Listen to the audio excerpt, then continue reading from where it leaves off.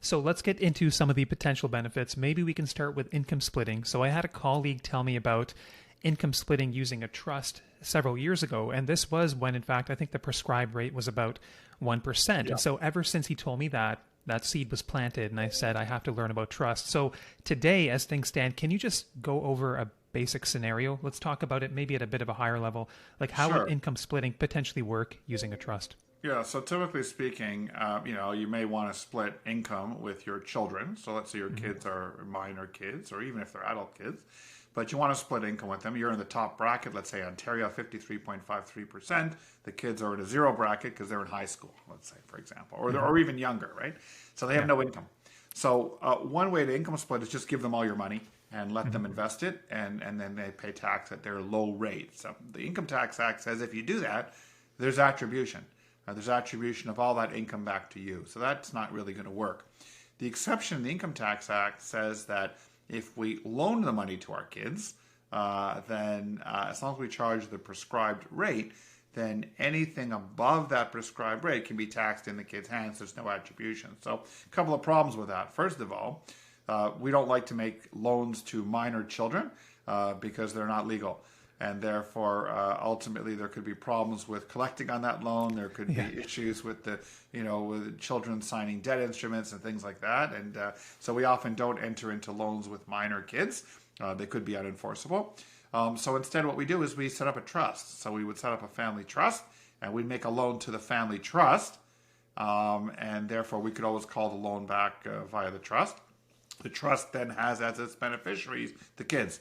So the trust earns all the income, pays the 1% or whatever the prescribed rate was at the time that you set it up back to me, and then any rate of return I get above that prescribed rate can then be flowed out to the beneficiaries. And for years, this has been a very popular way until very recently for physicians and all kinds of other professionals to pay for all the kids' private schools.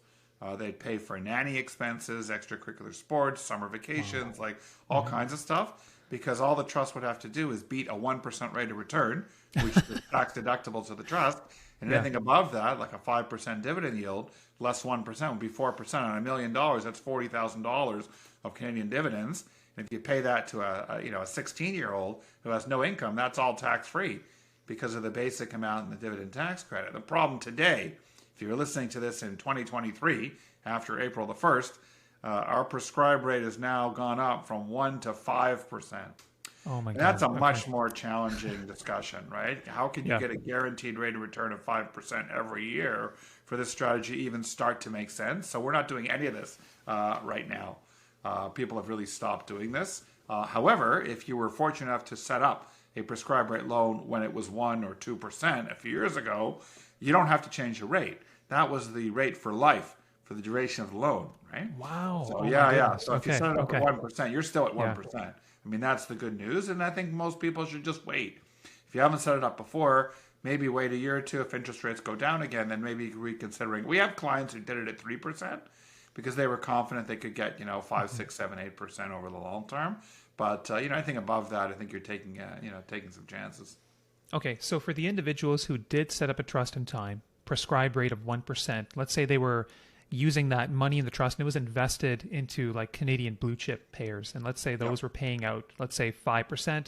So on $1 million, you're getting $40,000 of dividend income. And so that's treated tax efficiently in that way. And so I guess my understanding is if that money, that 40,000 is pulled out of the trust and given to the kids used for expenses directly related to their activities, then it becomes a tax efficient situation. Whereas if the money is left in the trust, then would it just be taxed at the marginal rate? Is that correct? Well, it'll be taxed at the highest rate. So if you leave income inside of any kind of trust, for the most part, you're looking at the top rate of tax. So in Ontario, for example, on dividend income, if it's from publicly traded companies, it's 39%. If you're paying it out to the kids and the kids have no income and they're using the basic credit and the dividend tax credit for up to about $54,000, the rate is zero. There's actually no tax at all. So it's very, very tax efficient using a Canadian dividend strategy.